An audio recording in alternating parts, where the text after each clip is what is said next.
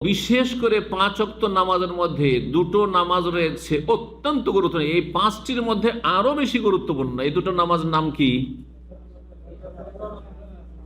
একটা হচ্ছে আসর আর আরেকটি ফজর। মাশাআল্লাহ, এই ফজর আর আসর পড়লে কি পাবেন? শুধু আখেরাত আখেরাত, শুধু ধার ধার। বেনামাজি ভাইয়েরা বোনেরা মনে করছেন ধার ধার, ধার না নগদ? আমরা নগদও পাই, শোনেন ভালো করে। নগদও আছে আর কি আছে? ধারও আছে, দুটোই আছে। আর ধারটা এমন যেটা সুনিশ্চিত আখেরাতে পাবো, ওইটা ওই রকমই বিশ্বাস করি যেমন বিশ্বাস করি যে আমার টেবিলে এটা পানি আছে। আপনারা যদি এটা পানি নয় বিশ্বাস করব আমি? আপনাদের কারো কথা বিশ্বাস করবো? আমি চোখের সামনে দেখছি, এটা আমি আইনুল ইয়াকিন, চোখে দেখে ইয়াকিন। এই চোখে দেখে যেমন ইয়াকিন তেমনই ইয়াকিন যে আখেরাতে পাবো, দুনিয়াতেও পাবো, যা নবী সাল্লাল্লাহু আলাইহি ওয়াসাল্লাম বলেছেন। একটি হাদিস, মান সাল্লা সুবহা ফাহুয়া ফি জিম্মাতিল্লাহ, যেই ব্যক্তি ফজরের নামাজ পড়লো সেই ব্যক্তি আল্লাহর জিম্মায় থাকলো। আল্লাহু আকবার। ফজর পড়ে ডিউটি যাচ্ছেন, আল্লাহ হেফাজত করবেন, আপনার পরিবারের হেফাজত করবেন, আপনার ছেলে মেয়ের হেফাজত করবেন। আজকে ফজর পড়লেন, আপনার স্ত্রী দেশে আছে, আপনার ছেলে মেয়েরা দেশে আছে, বাপ মা ভাই বেরাদর দেশে আছে, আপনার ধন সম্পদ কোন জায়গায় আছে, আল্লাহ হেফাজত করবেন, আল্লাহর জিম্মায়। স্পষ্ট সহিহ হাদিস, সহিহ মুসলিমের হাদিস, ফজর নামাজ পড়লে। এখন আসুন, সবচেয়ে বড় ফজিলত ফজর আর আসরের। আবু মুসা আশআরী রাদিয়াল্লাহু তাআলা বর্ণনা করেছেন, মান সাল্লাল বারদাইনে দাখালা, যেই ব্যক্তি ঠান্ডার সময়ের দুটো সালাত পড়বে, নামাজ পড়বে, সে জান্নাতে অবশ্যই যাবে। সহিহ বুখারী 574, সহিহ মুসলিমের 1470। দুটো ঠান্ডার সময় নামাজ কি? ফজর এবং আসর। কারণ আসরে ঠান্ডা হইতে লাগে, দুপুরে গরম ছিল তারপরে, আর ফজর মানে ফজরটাই ঠান্ডা ছিল, তারপরে আস্তে আস্তে সূর্য উঠলেই আবার তাপ হইতে লাগবে। সেই জন্য বারদাইন মানে আসর এবং ফজর। আর একটি হাদিস শোনেন, নবী সাল্লাল্লাহু আলাইহি ওয়াসাল্লাম বলেছেন, সহিহ মুসলিমের 1468 নম্বর হাদিস, লাইয়ালে জান্নারা আহাদুন, এমন কোন ব্যক্তি কখনো জাহান্নামে যাবে না। এমন ব্যক্তি কখনো জাহান্নামে যাবে না। কোন ব্যক্তি? সাল্লা কাবলা তুলুই শামসি ওয়া কাবলা গুরুবি, যে ব্যক্তি সূর্য ওঠার আগে আর সূর্য ডুবার আগের সালাত পড়বে। সূর্য ওঠার আগের সালাত, সূর্য উদয় হওয়ার আগের নামাজ হচ্ছে ফজর, আর সূর্য ডুবার আগের নামাজ আসর। এই দুটো নামাজ যারা পড়বে তারা কখনো জাহান্নামে যাবে না। জাহান্নামের শরীর হারাম তাদের, ইনশাআল্লাহ, এবং ইয়াকিনের সাথে, ইনশাআল্লাহ, সন্দেহের সাথে নাই। জামাত সহকারে সালাতের বড় গুরুত্ব রয়েছে। জামাত সহকারে সালাতের বড়ই গুরুত্ব রয়েছে। সঠিক মত হচ্ছে জামাত সহকারে পুরুষদের সালাত আদায় করা হচ্ছে ওয়াজিব। ওয়াজিব, সুন্নাত নাই। আর এই ওয়াজিব যদি আদায় করেন তো আপনি 25 না হয় 27 গুণ নেকি বেশি পাবেন। চিন্তা করুন তো, আমাদের মধ্যে কাউকে 25 গুণ তো দূরের কথা, আর 27 গুণ তো দূরের কথা, বেতন আছে আপনার 2000, যদি কফিল বলে যে তোকে রাত 2টা 3টার সময় অমুক জায়গায় মরুভূমিতে যেতে হবে, এই কাজটা আমার সেরে আসতে হবে, হ্যাঁ 50 কিলোমিটার মরুভূমিতে তোকে হেঁটে গিয়ে ওখান থেকে কাজটা আমার মাঝরাত থেকে ফার্ম থেকে সেরে আসতে হবে, কথা বোঝা গেছে? তাহলে কি করব?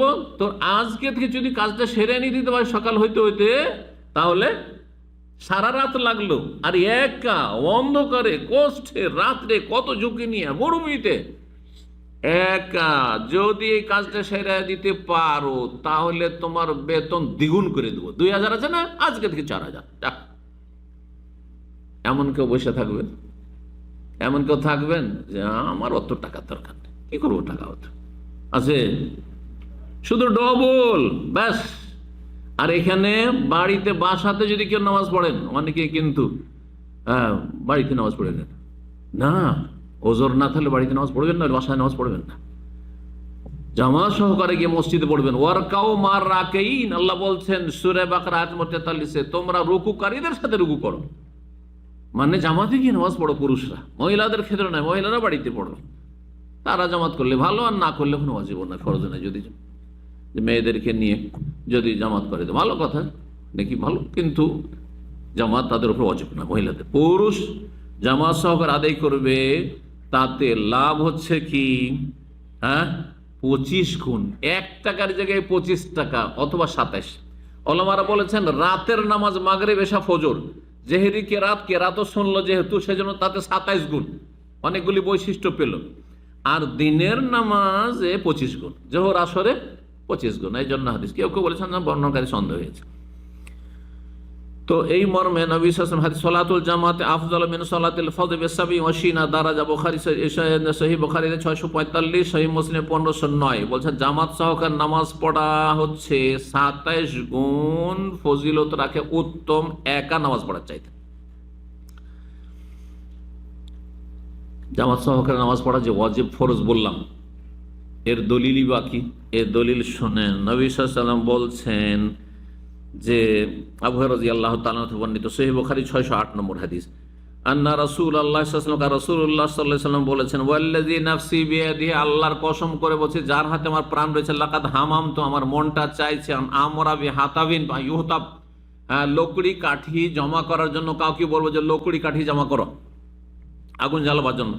সুম্মা আমরা বিসসালাত, আর তারপরে আমি মনে করছি যে এই সালাতের একামতের নির্দেশ দেব, আর বলবো যে একজন পড়িয়ে দাও, ফাইয়াজদান আজান দিক, আর সুম্মা আমরা রাজুলান, একজনকে বলবো যে তুমি ইমামতি করো, ফায়াউমুন নাস, তুমি ইমামতি করে দাও, আজকে আমি ইমামতি করব না। সুম্মা উখালিফু ইলা রিজালিন, তারপরে আমি চলে যাব, এদিকে জামাত শুরু হবে আর আমি জামাত শুরু হয়ে গেছে, আর যারা আসেনি তাদের বাড়ির দিকে চলে যাব। ফা উহাররিকু আলাইহিম বুয়ুতাহুম, তাদের বাড়িগুলিকে আমি জ্বালিয়ে ছারখার করে দেব। কে বলছেন? যিনি সবচেয়ে বেশি দয়ালু মানব জাতির মধ্যে, রাহমাতুল লিল আলামিন, যার নাম কোরআনে কারীম, বিশ্বজাহানের জন্য রহমত, কাফের জন্য রহমত, পাপীদের জন্য রহমত, গুনাহ করেছে পাপ করেছে তার জন্য মায়া মমতা তার।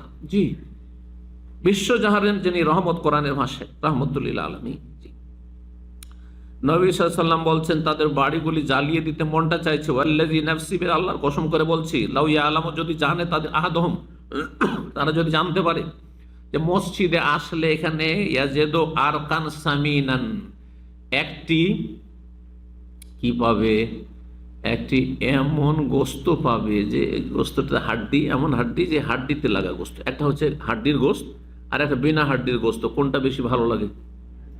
হাড্ডির সাথে যে গোস্তটা লেগে দেয় ওইটা ভালো লাগে, আরকান সামিনান। আমির মাতাইনি হাসানাতেন, অথবা বেশি পায়া না, 2টো পিস পায়া পাবে, 2টো পায়া নিহারি পাবে। কি বলেন, নিহারি বলেন না পায়া বলেন আপনারা? পায়া, দুটোই বলেন। 2টো মাত্র পায়া, 2 পায়া কেউ খায় না, খেলে ভালো করেই খায়, তাই না? 2টো শুধু পায়া। মসজিদে গেলে অমুক মসজিদে 2টো করে পায়া পাওয়া যায়, ফজর নামাজে গেলে খাওয়ান, তারপরে নাস্তা, 2টো করে পায়া।